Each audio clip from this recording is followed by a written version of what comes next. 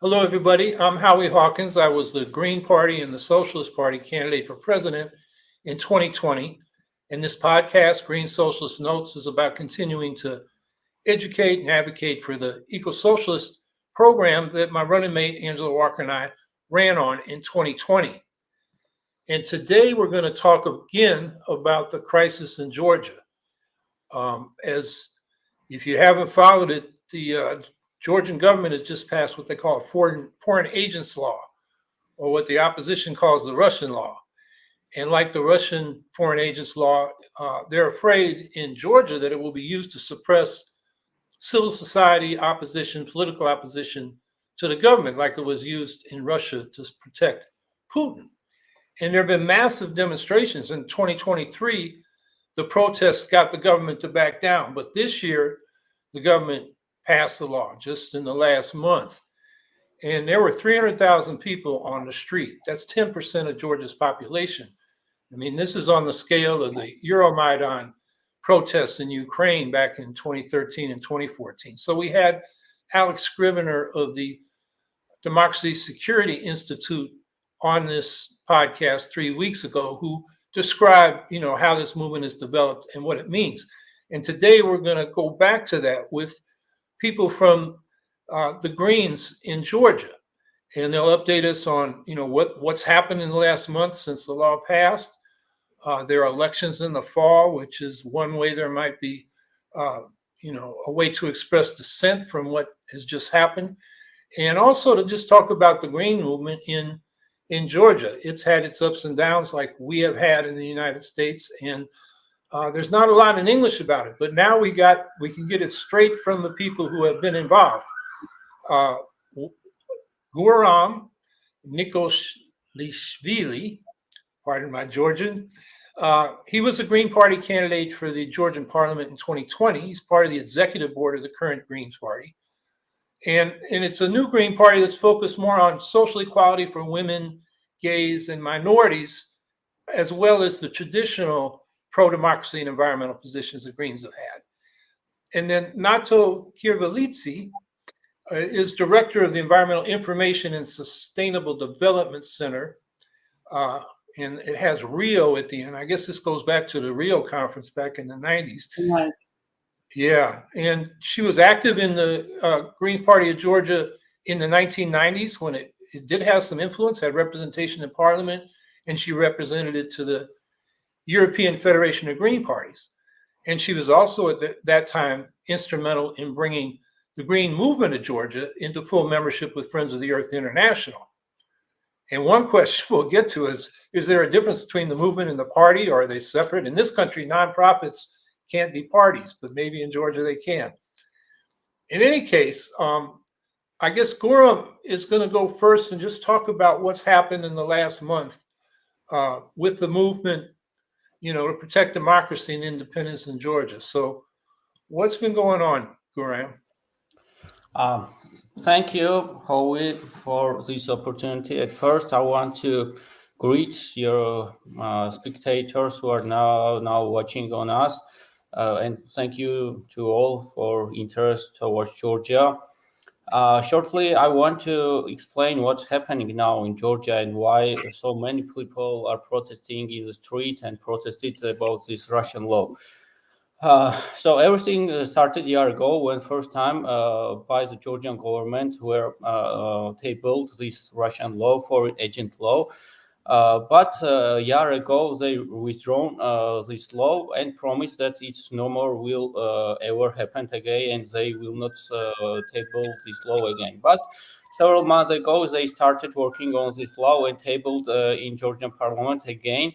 And again, in our country, haven't too many protests. Approximately 300,000 people were in the street and protest. It was a 10% of our population, a huge amount. But unfortunately, anyway, in Georgia Parliament, it was adopted this law.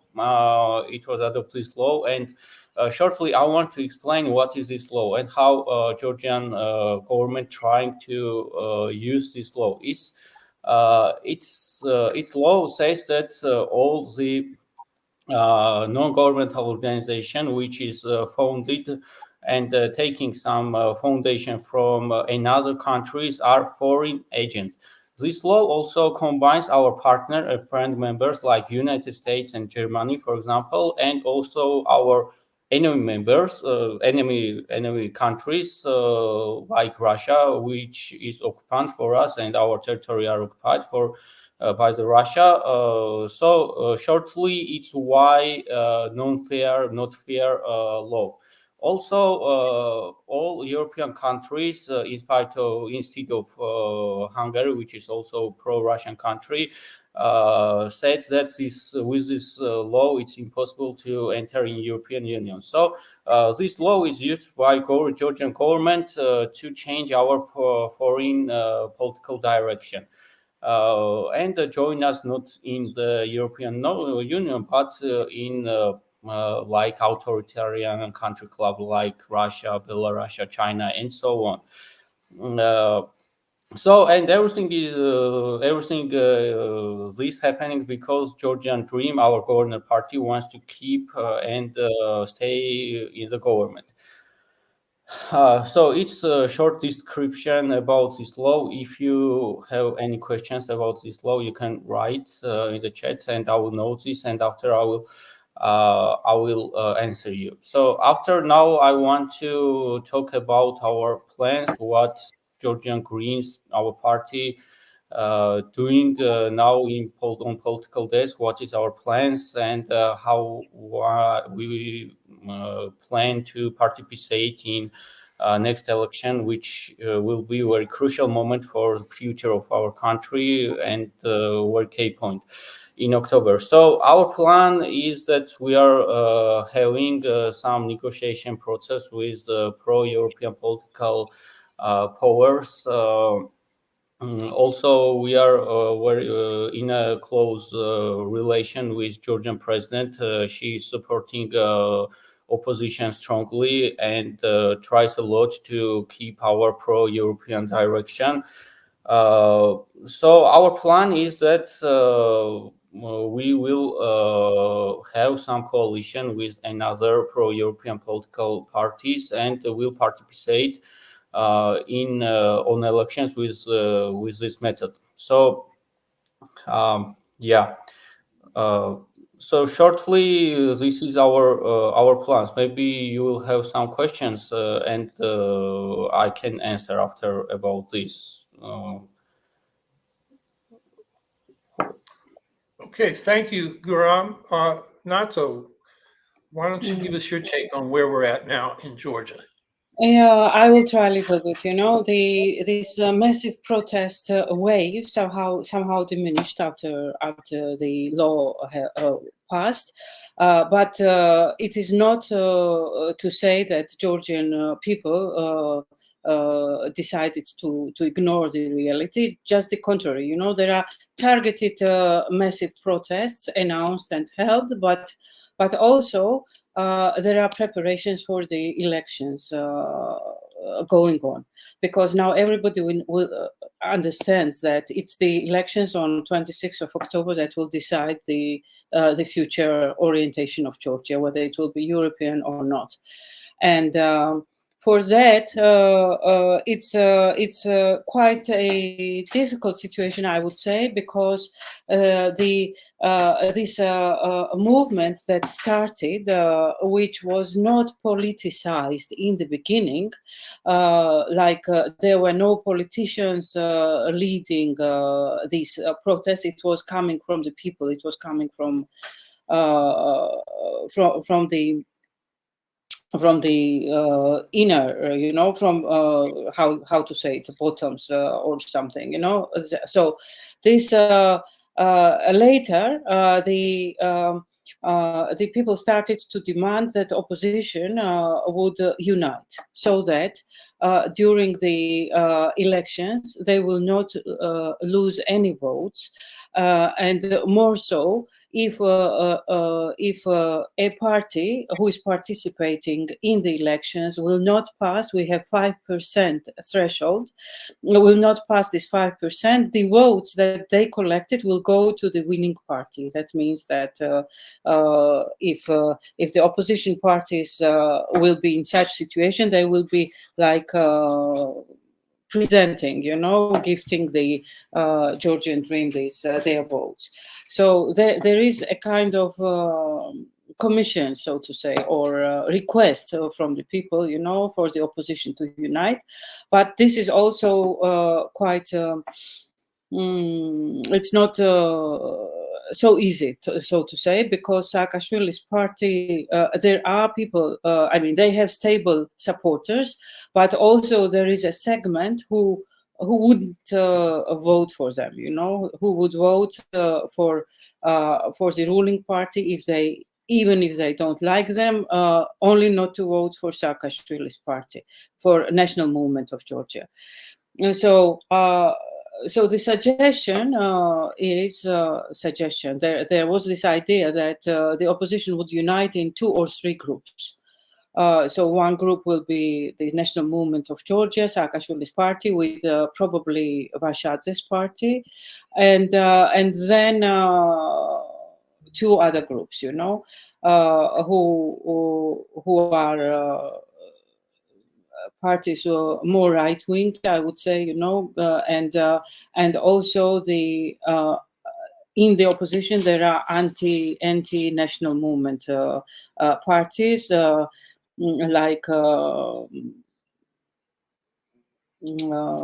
like these citizens from Ali Koilishvili and Anna Dolidze, and so they are seen as a third coalition, maybe, but the request is that and the president.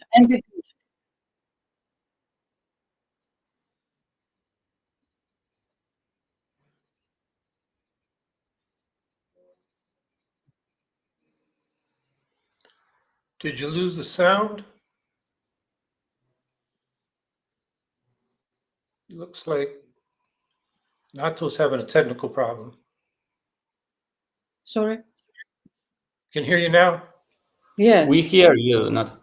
Yeah, I thought somebody was speaking. Sorry. So the president is also foreseen or in one of these coalitions, especially the third one. So that's the request. It's not yet clear how the opposition will be rearranging their positions. But this is, and also we understand that there is not a big, long time before the elections.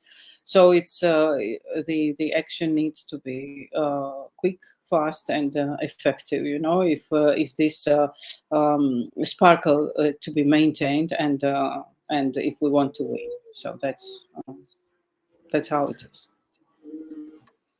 I see a question from Mike Feinstein in the chat. He wants to know, will there be international election observers of the October elections, including from the OECD countries?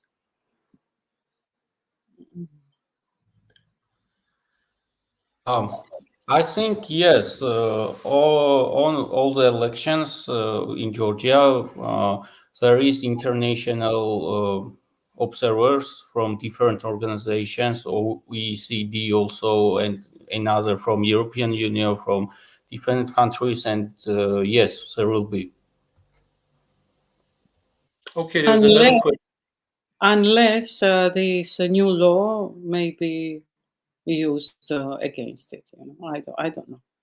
It's very It's possible, I think, but there is short period, and I think this period not will be enough to reduce some quantity of observers. But maybe it's also possible, but not too much possible, I think so.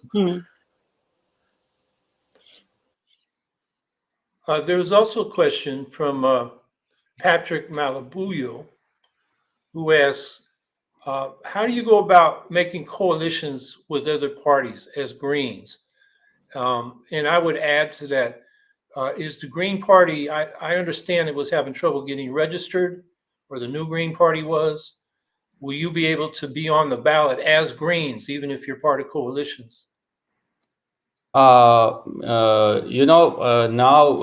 there is going some negotiation process, so I cannot talk about this process, but we are planning to be part of some coalition. Yes, and it's likely that yes, we will be in one of the pro-European coalition, part of members of this coalition. But now I cannot answer with clearly because still it's proceeding. So maybe soon we will have good news about this, about our platform. So now it's impossible with now the Georgian law to create some coalition. We need to choose one party and another politicians and another political party should participate under one party umbrella, because with the new law we are not able to create some election bloc or coalition. So now it's proceeding, so soon will be more clear situation, maybe in several weeks. So but yes, maybe it's likely that we will be one of the parts of some new pro-European coalition. Okay, another follow-up on what you were just talking about. Mike Feinstein asks, can you elaborate on how the Russian law would prevent Georgia from joining the EU?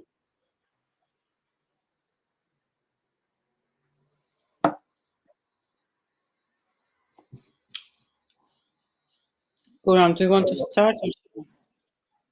Maybe you start, Nato, and after I will let you do something. Okay. There have been much concerns already about this this law, because although the Georgian Dream claims that it's nothing dramatic, it violates many points. That was the part of the agreement with the European Union, and also these 12 requests that were put for Georgia as a condition to become the member. So. I think most of the countries pointed this out, that if Georgia passes this law, it will be an obstacle on the European way. Even today, I think there was this letter from 36 country representations signed and sent to the Georgian Dream with the request to take back the law, to annihilate it, or I don't know what's the legal part of it, because they are afraid that it will hinder the European way for Georgia. But more also, it's because it contains the clauses that violates the human rights, the freedom of expression, and so on. So they also it becomes a tool to it has been already said, let's say, that those parties that are working with the NGOs that receive foreign funding can be can be taken down from the registration, can be refused registration for the elections.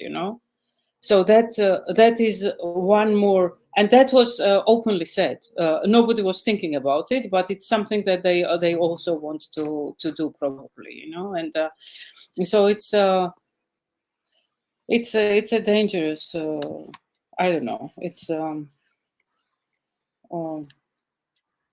It already had diminished, the this our place, a leading place, in the region. We were most pro-European, so to say, and now we are in the alongside with more with Belarus than a leading role, in the region. I just add a few words about this law. As I said in the beginning, also, it is a part of a process. It's not only one law. Georgian Parliament and Georgian Dream also adopt another laws about against LGBT propaganda. Also another law we call this offshore law, which gives opportunity some business elites to transfer here money without any rent or something. So it's a part of a big process. Georgian Dream trying to make authoritarian regime here to change our foreign direction. And this law, also foreign agent law, is one of the instruments how with Georgian Dream wants to change our political structure, system, foreign direction, political direction, and so on. So that's answer. Let me just add a couple background facts that may not have been clear. First of all, Russia occupies 20% of Georgia militarily, like they do Ukraine at the current moment. And that's since the 1990s. So Russia's a big bear looking over little Georgia. The polls show that 80% of Georgians want to be in the EU. And there are a lot of reasons from that, from the human rights to the economic opportunities it could provide to people. And the leader of Georgia, who you can tell us his name, I don't have it in my head and I probably wouldn't pronounce it right, but he's a billionaire who made his money in Russia. And so he's oriented. He's the guy that funded and organized the Georgia Dream Party, which is now in power. So he has a vested interest in this authoritarian kind of direction that Georgia seems to be going in. So it's just a little more background for people. And I think maybe now we could turn to tell us, about the history of the Green Party movement in Georgia. And Nato, why don't you start? Because you were deeply involved in the 1990s when it, had one of its peaks of influence. Yeah, actually, the first group that started to deal with the environmental issue started in 88 even, and they had a couple of projects, and that was still Soviet Union.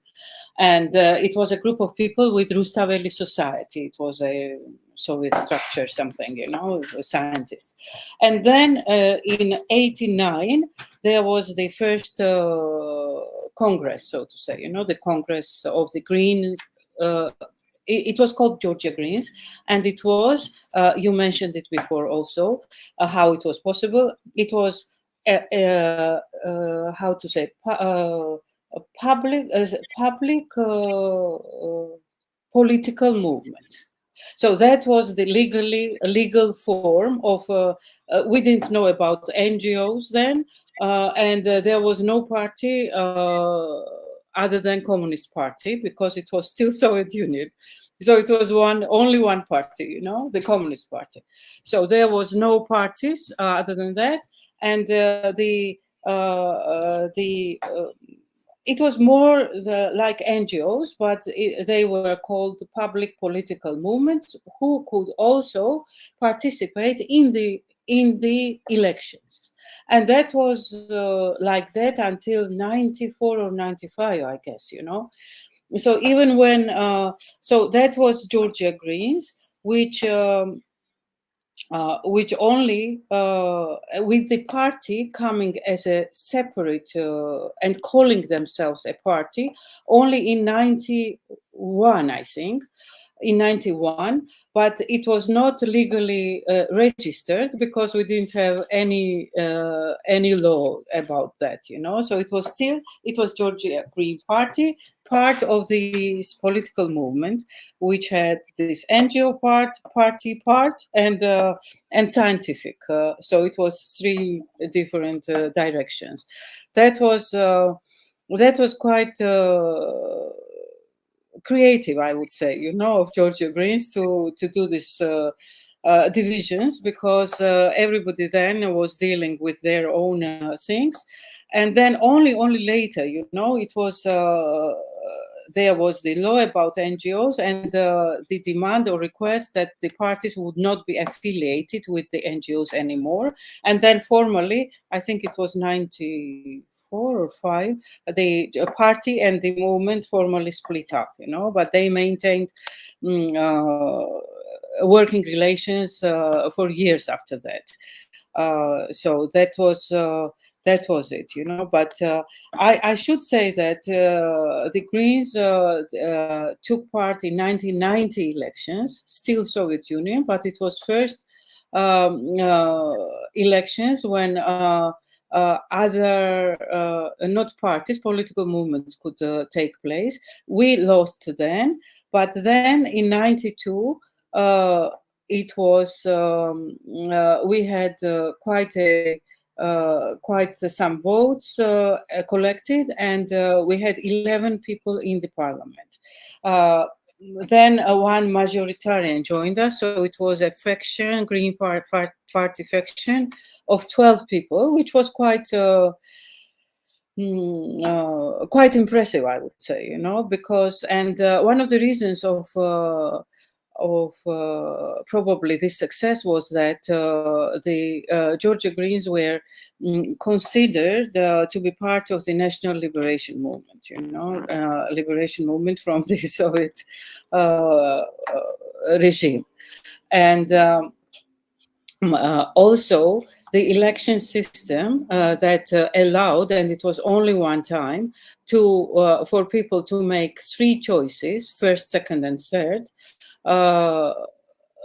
I think determined that, because with it was a polarized society, but everyone had second or third choice Greens, because they were about environment, they were about health and safety of people. So that was it. But later, our founder, I should mention him, Zurab Zhvania, who later formed a Citizens Union of Georgia, who invited Shevardnadze, it was considered Shevardnadze's party, with his with this leave, the Greens have lost their power. First of all, because they lost such a leader, but also because they were they had national local offices everywhere in the regions of Georgia, and these offices supported Zurab very much with his new parties, and then many people, also transferred there. So it was like, we became a little bit less and less strong. So it was we didn't have, and after that, such a big, I would say, success in the elections. But I want to say that, when in 90, when was it? 98, I think. All the parties had environmental in their programs. They had environmental parts. So it was big achievement also for the Green Party, because everyone started to think, because before that, people didn't know what was green, what was environmental, something. So it was quite a big success without participating in it, because we've been losing then the elections. But during those times, more Greens started to appear on the local level. So the local elections were more not important, but more achievable, so to say. And but it also didn't last long, I would say, because the Greens understood that not much can be done at the local level, as we are still talking about this decentralization, and the local authorities at those times, didn't have any power and any freedom to decide on the local matters. So I don't want to finish on this pessimistic note, but maybe you can take up, Guram, and show us how it developed after 2000, let's say, after those changes still in the government. Okay, I will continue story about history of Georgian Green Party. In general, it's a political party, maybe oldest in Georgian political desk, and biggest history, really big history our party has. And maybe after 2003, when the government of Eduard Shevardnadze changed by the government of Saakashvili, we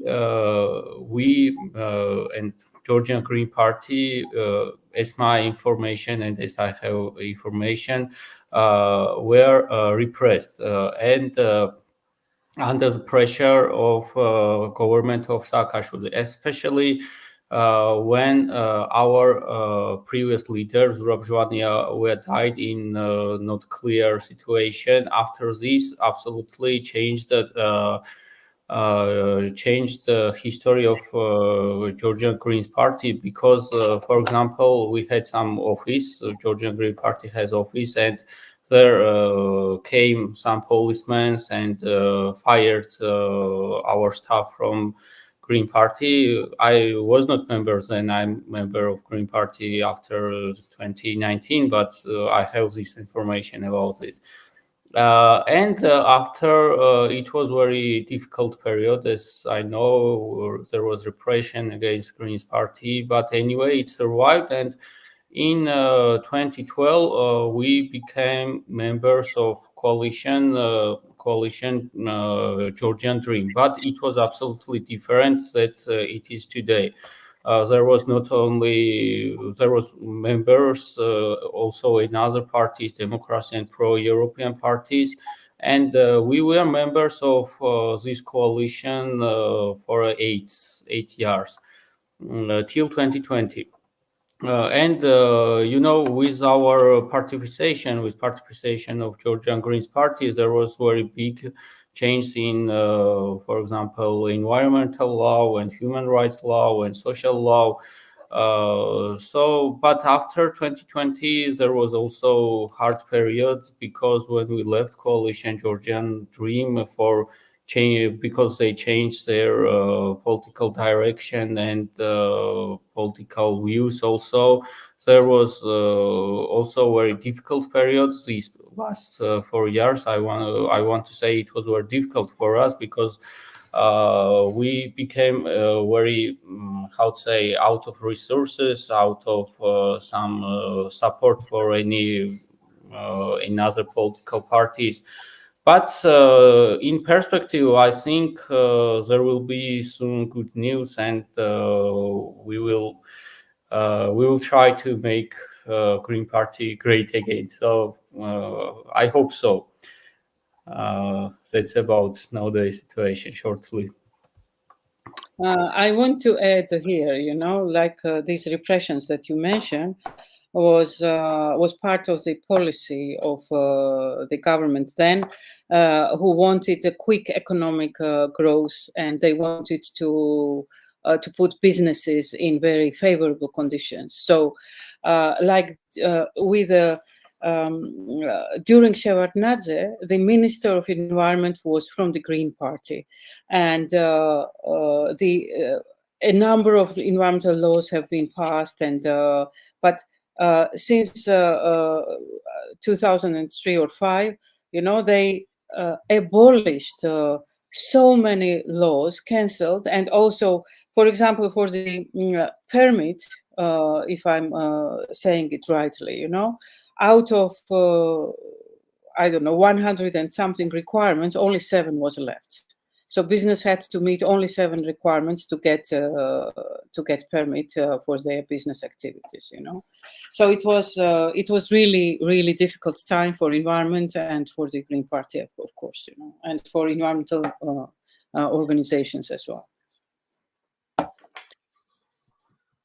So, Guram, there was news that I've seen, and we have one article that we can put in the chat, that in 2022 you founded or refounded the Green Party. Could you talk a little bit about that? And hopefully my chat is not frozen, because last comment I see is at 3:30. Sorry, can you clarify this question? Refounded Green Party, or maybe you're talking about another Green Party, but we are not interacted with them. It's another one. Oh, is that with the headline, new pro-queer feminist Green Party? Yeah, I know about this party, but it's in another party. Let's say we are not interacted with them, so I also don't have any information what they are doing now. Not very active in my point of view. I don't know really. I don't know about. I know a little bit about them. They were called initially, I think, Young Greens,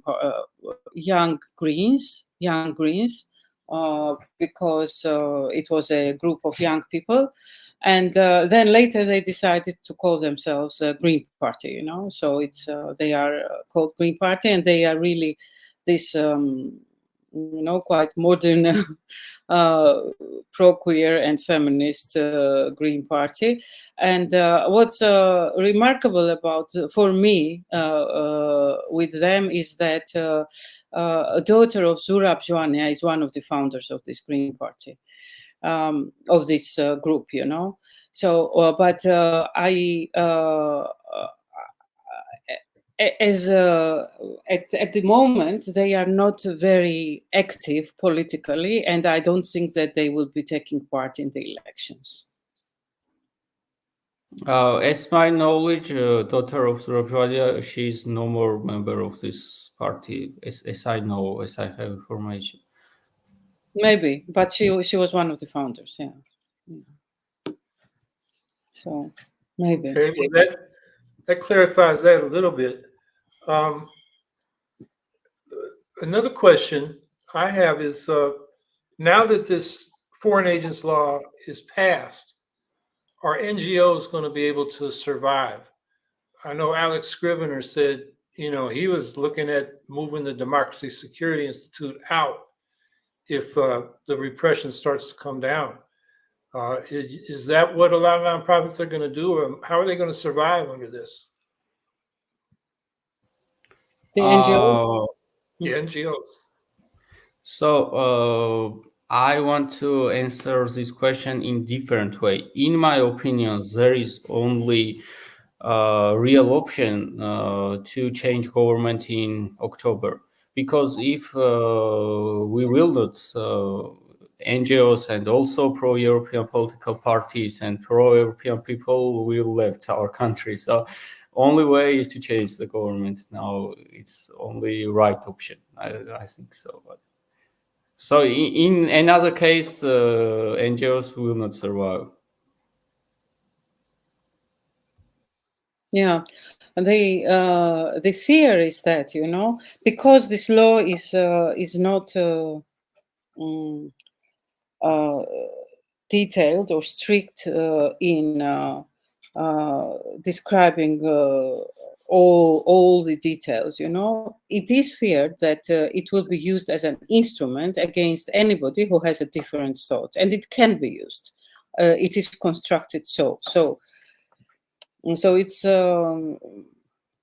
the prognosis is that, for example, I don't know, it's NGOs are at the moment, some NGOs are afraid of working with the donors. Some donors stopped their activities.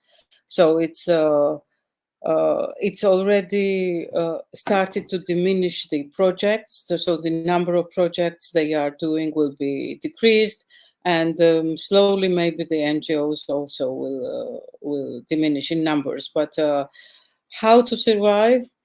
I don't know. We have to see. Well, we're asking the same question. I don't know if you saw the debate between Joe Biden and Donald Trump, but one person described it as a debate between a corpse and a maniac. We do have a Green candidate, but I don't think she's good on Eastern Europe, particularly Ukraine. By the way, Guram, I was looking at the Ukraine Green Party website, and I think I saw a picture of you with Tetiana Bodun from the UK Greens at a European Green gathering recently. Maybe you could, say a few words about how that went and, what kind of support you're getting from European Greens. What kind of support we have from Ukrainian Greens, you mean? From European Greens? We have close relations with Ukrainian Greens also. For example, Tatiana is my close acquaintance, and also we are cooperating with European Greens, and European Green Party supported Euro integration of Georgia. So for a granting of candidate status for Georgia in several resolutions, and also in the process of this law, adopting process of this law, also there was high pressure against Georgian government from their side. So they give us good help, I think, and they are always asking what is happening here and how they can support, and they support our country and Georgian Green Party also. Yeah. I want to say that it was so from the very beginning about the Ukrainians, So when you open the Green Party page website, you see there a photo of Vitaly Konono, who was one of the first Green Party members to arrive to come and visit us when we were formed, So, and since then, they were always giving their support, and vice versa, so to say, But it was, when we had during the it has to be said also, during the Abkhazian conflict, when the wave of refugees started to go to come from Abkhazia through mountains, it was difficult road, and many died on the road, but we needed also the helicopters, and through the Greens. We asked the Greens in Ukraine, and they asked their government, and we received, I think, 9 received. I mean, they flew with 9 helicopters and helped us with the refugees. So it was also something that we cannot forget. It's very interesting story, and I didn't know about this. Yeah, and the one helicopter actually crashed, with its pilot. So. Because the weather conditions was not good. So. For our American viewers, Abkhazia is one of the Georgian provinces that is occupied by Russia. In fact, they've been building a military naval base on the Black Sea, partly because the Ukrainians have crippled the Black Sea fleet of Russia and made their naval base at Sevastopol in Crimea not a really safe place for their military vessels. So, it's another part of the recolonization of the former Russian Empire that's going on. So that's what Abkhazia was about. And that was back in the 90s when Russia intervened and occupied it.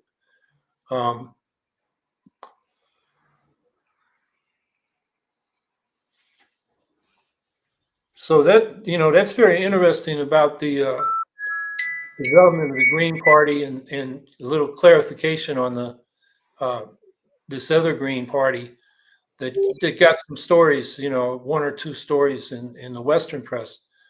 I noticed Mike Feinstein says in the chat, it would be helpful if the Georgian Greens would update their Wikipedia page. We will. Okay, good, because for those of us who want to follow, that's one place to at least get a first take and then follow up on the sources provided. And if I got this straight, the Green movement of Georgia is part of Friends of the Earth International, right, independent of the Green Party. But when it was originally getting started, the Green Party, it sounds like the movement was first, and then the party was formed when it became possible in the 90s. Yeah. Yes. 90. I think it was 1990 when the Green Party was formed. The Green Movement has became the full member of the Friends of the Earth in 92. I was then doing this international coordination for both the Green Movement and the party. So I remember that. So since 92, they are full member of Friends of the Earth International. And what are some of the big environmental issues? I mean, you described generally the government seems to be preferring business over protecting the environment. We just had a decision by our Supreme Court that is probably more influential in what goes forward in this country than that debate the other night, because it eviscerated, it gutted the ability of federal agencies to pass regulations on things like the Clean Water Act or the Food and Drug Administration for safe food. And, it's something business wants. They don't want any regulation. But in Georgia, it sounds like, a similar process. I hear there's a big dam that's a lot of people are protesting. Right. Maybe you could tell us about that.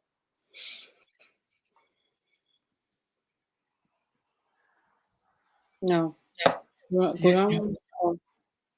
You can answer, and I will after.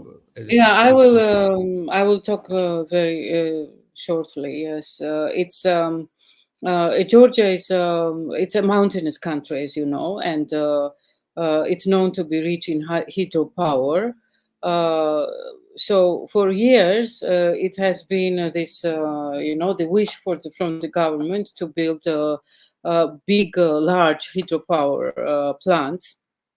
And the recent that you mentioned, the most extreme example of this controversy or controversial attitude is the Namakhwani hydropower plant.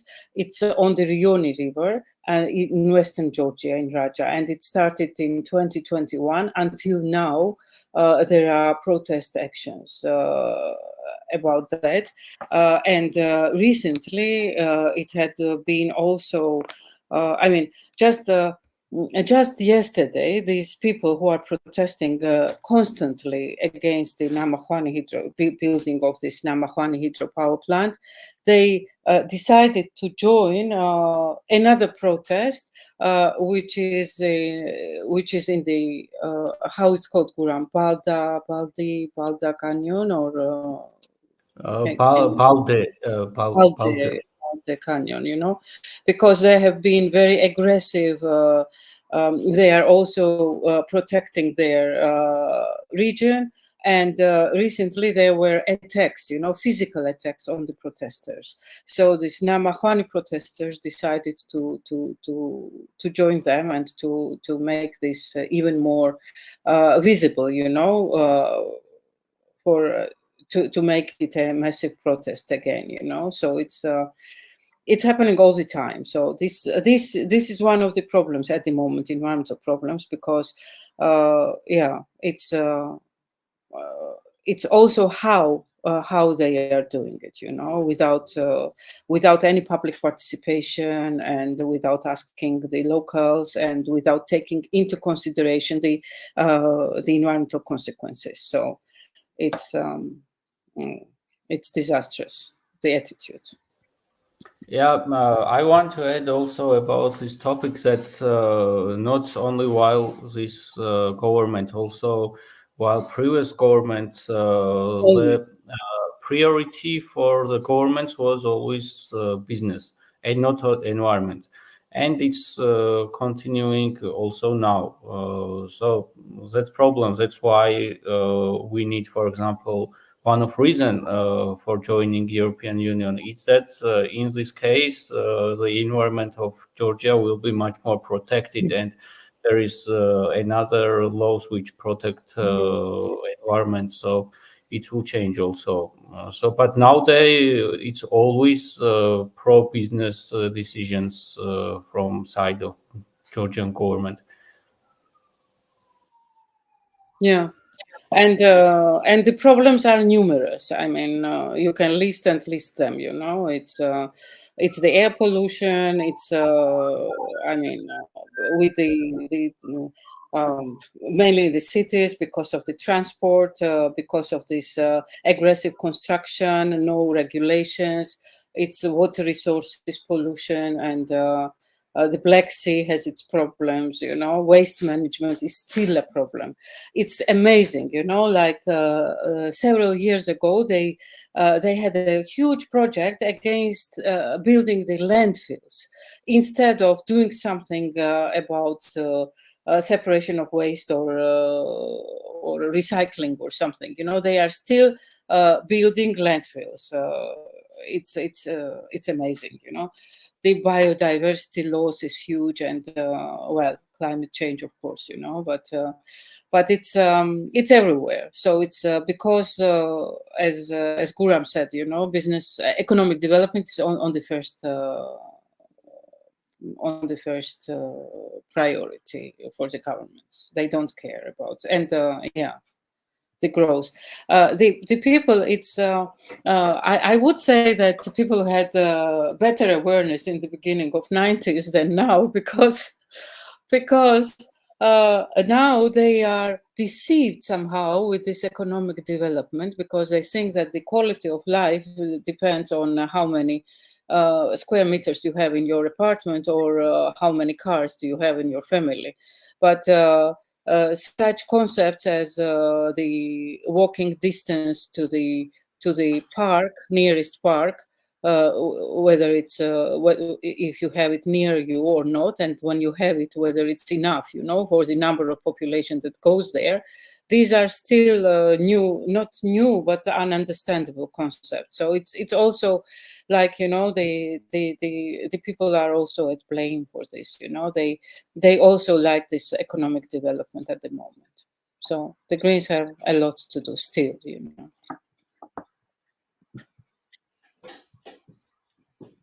So it's sounds like environmental measures versus economic development. Right. The way we try to frame that here is we call for a Green New Deal to build clean energy and recycling and all the things we need for a sustainable society. And we present that as an economic development program, the right kind of development program. But of course, particularly the big corporations always pit environment versus your job.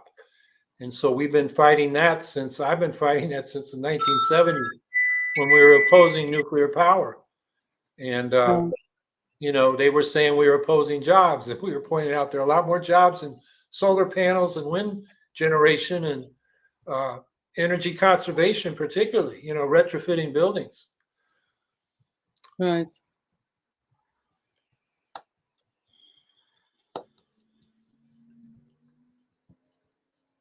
I'm looking at the comments. Mike Feinstein again says that is crazy that basic parks open space per capita is a relatively unknown concept. That's a quality of life issue that you can presumably win public support for it. But I mean, Guram pointed to the resources problem. Having the resources for your party that. Now in Georgia, do the party members pay dues to the party to be, voting members?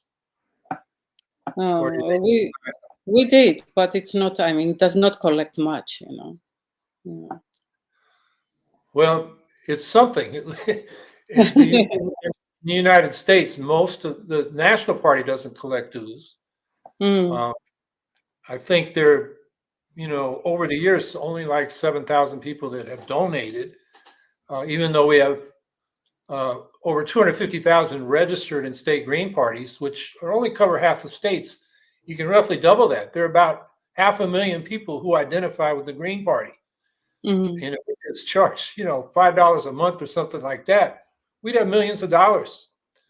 But we have an aversion in this country to paying dues to parties.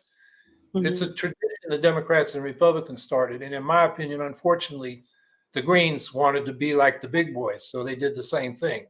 And the big boys got corporate funding, and we don't. And if we don't fund it, nobody is. That's my opinion. So, well, I really appreciate you coming on the program today and getting us up to date on what's going on with the Green Party in Georgia and the situation in Georgia, which not many in this country are aware of. I mean, Palestine has been getting the headlines. Ukraine even has faded to the background. But these events around the world affect us all.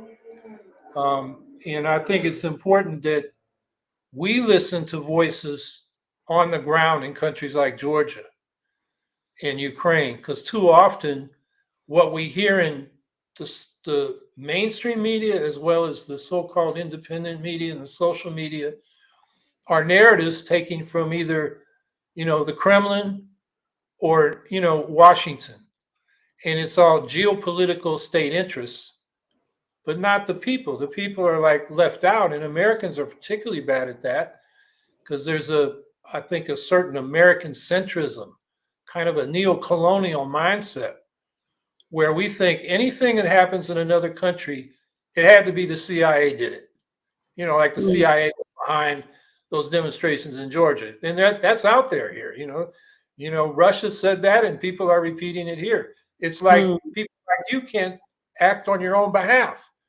So I think it's really important that we listen to those voices, and also, including the Green Party. I mean, the Green Party is withdrawn from the Global Greens because we withdrew from the Federation of Green Parties in the Americas because we had some problems. There were legitimate problems, but instead of staying and fighting and getting them corrected, we kind of withdrew. Like, we're better than these people. And again, I think that's, an American centrism, a colonial mindset that, we need to challenge within our own ranks. So that's my editorial. And I once again, thank you for coming on. We're coming up on our hour. Is there anything more you'd like to share with us before we end the program? Just to say thank you. I think it's really, really important that you try to highlight issues for Americans, this faraway country, and I thank you for inviting us and letting us speak to your audience. Thank you. Yeah, absolutely. Thank you, and thank you everyone who watched us. And it's really important for Georgians because we're a small country, and we are always happy when someone from foreign countries are interested in what is happening here and with our problems. And also think that in autumn we can also create another podcast because there will be new informations about Georgian reality. So let's see. Thank you again, and thank you also you, Howie, for this opportunity. Well, thank you to you. And I'm just looking at the chat. Mike Feinstein, who I know went to Georgia and visited you, says that we in the United States should come and visit Georgia Greens in person. That person-to-person solidarity is very important. And I've been hearing, particularly from Ukrainians, because the United States blocked aid to Ukraine for 6 months. It was psychologically as well as militarily depressing. And, you know, one of the things they're saying is, you know, person-to-person visits are just important for their own spirit and state of mind. And then Mike adds, if it doesn't conflict with Russian law, hopefully we can get in there before the law cracks down. We will withdraw with this law, Mike, in October. Also. Okay, good. Okay, well, that's it for now. We'll be here same time next week, and we're not gonna have a guest. We're gonna catch up on all the news, you know, from Ukraine to Palestine, from the debate to this new Supreme Court ruling. Well, several of them. And, you know, answer your questions and get your comments. So hope everybody comes back next week. So in this week, have a good week.